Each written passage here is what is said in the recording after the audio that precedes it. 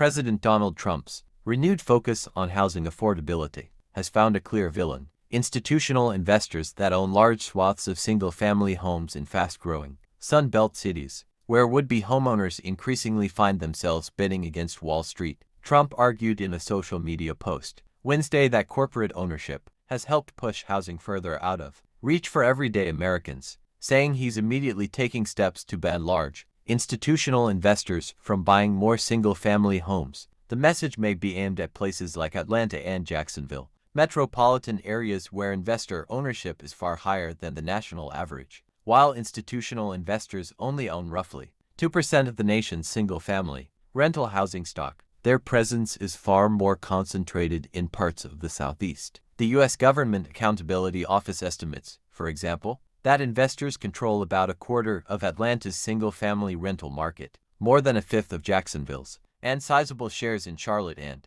Tampa.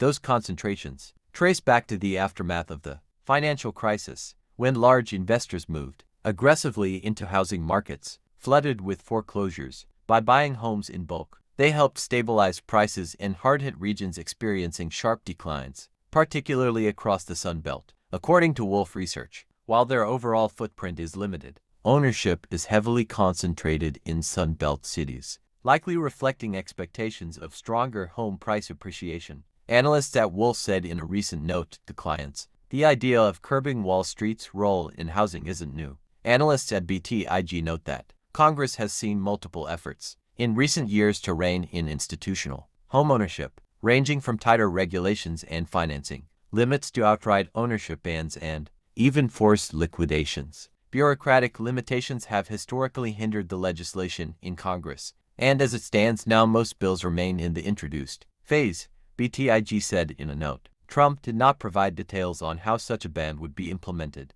The president said he plans to outline additional housing and affordability proposals in a speech at the World Economic Forum in Davos in 2 weeks.